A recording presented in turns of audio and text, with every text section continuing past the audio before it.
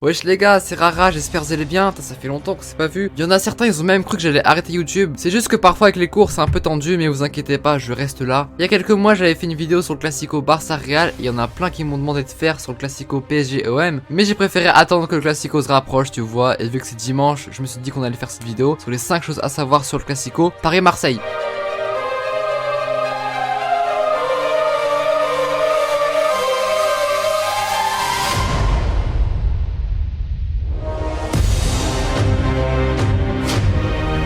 Tout d'abord, faut qu'on parle du terme classico. Le classico, c'est principalement en Espagne qu'on le dit. Après, pour l'Allemagne, c'est der Klassiker. Au Portugal, c'est o Classico, etc.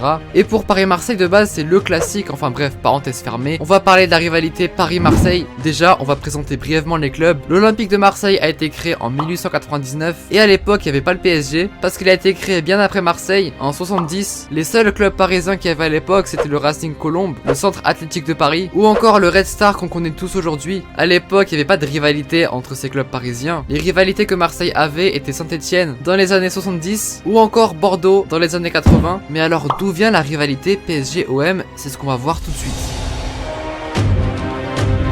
C'est en partie les dirigeants des deux clubs qui ont créé cette rivalité. On est dans les années 90, Bernard Tapie, qui était le président de l'OM, recherchait un autre rival pour que le championnat devienne plus intéressant, parce qu'à l'époque Marseille avait une certaine rivalité avec Bordeaux, mais la Ligue 1 elle avait perdu de son intérêt. Du coup Bernard Tapie voulait trouver un rival à sa taille pour rendre la Ligue 1 plus attractive, et il a choisi le Paris Saint-Germain. Par la suite, pour encourager la rivalité et pour la mettre en valeur dans le foot français, Canal+ prendra le contrôle du PSG en 91, et la rivalité entre Marseille et Bordeaux a été oubliée. Canal+ et Bernard Tapie sont donc mis d'accord pour créer une plus grosse rivalité. La rivalité entre les deux clubs prend une grande ampleur. Les matchs se jouent dans un climat tendu, il y a pas mal de tensions. Cette rivalité a passionné la France qui attendait un grand rendez-vous dans l'année. Parce que oui, on va pas se mentir, le Classico de dimanche là, c'est un peu un rendez-vous pour tout le monde.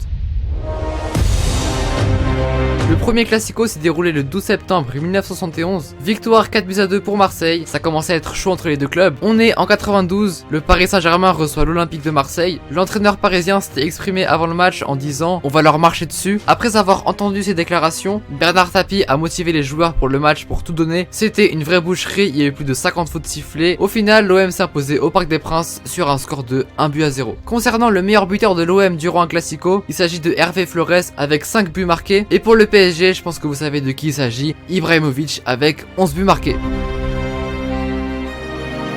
On va parler à présent des plus gros matchs entre les deux clubs, ou plutôt les faits marquants qu'il y a eu. J'espère j'en aurais pas oublié. On va se placer à partir de 2000. Le 15 février, l'OM remporte le match 4-1, 5 buts, 8 cartons jaunes, 2 cartons rouges. Et je vous dis, le climat il est tendu. Le 26 octobre 2002, le PSG s'impose 3-0 face à Marseille avec un doublé de Ronaldinho et prend la première place du championnat. Pareil, le 9 mars 2003, le PSG gagne 3-0 avec un but de Ronaldinho. Ah, il faisait mal à Marseille à l'époque. Bon, maintenant faut que je trouve une victoire de Marseille parce qu'après sinon on va m'insulter en commentaire. Attends, tu sais quoi, je vais chercher la dernière victoire de Marseille contre Paris. 2 hours later. La dernière victoire de Marseille contre Paris remonte le 27 novembre 2011 sur un score de 3-0. Ça veut dire que la dernière fois que Marseille a gagné contre Paris, Snapchat n'existait pas. Ronaldo il avait un ballon d'or, Giroud il jouait encore à Montpellier, Pogba il était inconnu, Mbappé il avait 12 ans. Enfin la liste est longue mais vous inquiétez pas le Marseille, c'est juste pour rire que je dis ça. Après j'aurai des commentaires, ils vont me dire nous au moins on a l'étoile.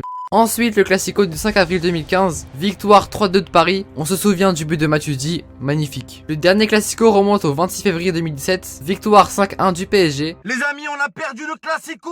Voilà, c'est grave. On a perdu une fois de plus. C'est pas possible. C'est le FC défaite. Voilà, j'en peux plus. Putain, c'est grave. Voilà. Hier, c'était le Classico. La vie de ma mère, j'ai regardé 50 nuances degrés. C'était pas le Classico hier. Voilà, c'était le classicouille, mes couilles mon biais, voilà. Patrice Evra, t'es nul, voilà, t'es nul, escroc. Ah mais je vous dis, si Marseille perd dimanche, bah là on aura affaire au meilleur débrief de l'histoire.